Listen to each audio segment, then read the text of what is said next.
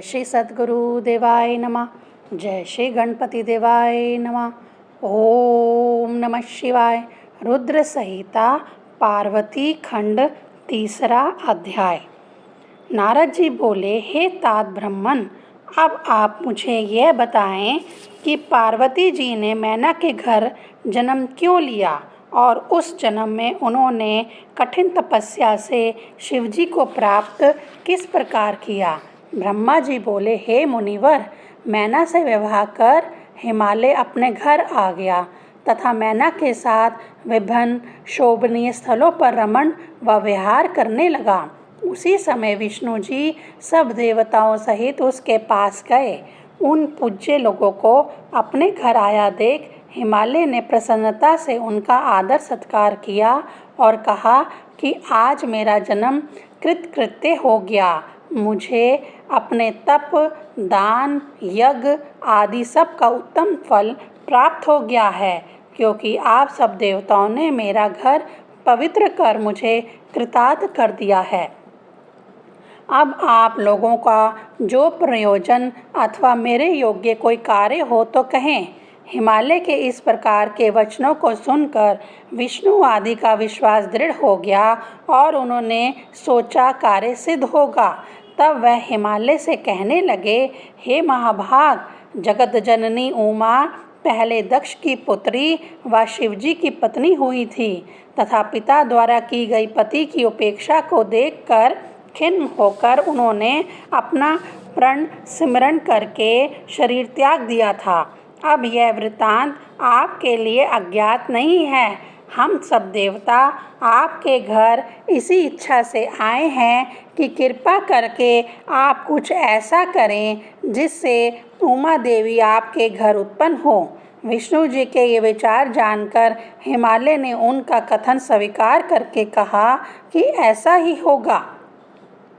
इस प्रकार हिमालय की स्वीकृति जानकर सब देवताओं ने पवित्र स्थान पर बैठकर उमा देवी का सिमरन करके ध्यान किया। उन्होंने प्रणाम करके उमा देवी का अभिवादन किया व उन्हें प्रसन्न करने के लिए अनेक प्रकार की स्तुतियां करने लगे। 4 अध्याय। ब्रह्मा जी बोले, इस प्रकार सभी देवताओं के स्तुति करने से उमा देवी प्रसन्न हो गई और उन्हें अपना दर्शन दिया। उनका तेज आदित्य था। उन्हें देखकर सभी देवता उनकी स्तुति करने लगे कि हे जगदम्बा, कृपा करके आप हमें सनत कुमार जी के वचनों को पूर्ण करें। आप पृथ्वी पर हिमालय व मैना की पुत्री बनकर अवतार ग्रहण कर सब देवताओं को सुख प्रदान करें। आपके इस अवतरण से कैलाशवासी शंकर जी भी प्रसन्न होंगे तथा सभी देवता सुखी होंगे। इस प्रकार देवताओं की नम्र भक्ति व आग्रह भरी याचना को सुनकर प्रसन्न हो गई। इस प्रकार सब कुछ विचार कर अपने स्वामी शंकर जी का सिमरन करके मुस्कुराकर कहने लगी, हे समस्त ब्रह्मांड के देवताओं, तुम्हारी विपत्तियों का नाश हो। आपकी प्रार्थना पूरी होगी।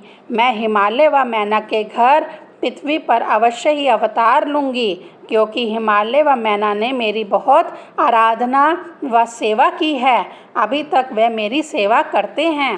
तुम्हारे सब के सब सुख के लिए मैं उनके यहाँ प्रकट होंगी। शिवजी की माया विलक्षण है, अतएव मैं उन्हें ही पति के रूप में वरण करूंगी। यथार्थ यह है कि जब से मैंने देह त्यागी है तब से शंकर जी मेरी चिंता में दिगंबर हो गए हैं और सती रूपाणी मेरा वियोग आज भी उनके लिए दुस्साह है। मेरे कारण ही वह कुवेशी हो गए हैं। गले में अस्थियों की माला है, सदा अशांत रहते हैं। वह कभी विश्राम अथवा शयन नहीं करते। वे रुद्र मुझे प्राप्त करना चाहते हैं, अतएव मैं मैना के घर अवश्य ही प्रकट होऊंगी। आप सब देवगण निश्चित होकर अपने घरों को जाएं व शिवजी का कीर्तन करें। उमा देवी की कृपा से तुम सब लोग सुखी बनोगे। इस प्रकार देवताओं को आश्वस्त करके जगत जननी माता अपने निवास स्थान को चली गईं तथा उधर देवता भी अपने घरों को लौट गए। दुर्गा जी का यह चरित्र पठन अथवा श्रवण से सब कामनाओं व कार्यों को पूर्ण करने वाला है। ओम नमः शिवाय।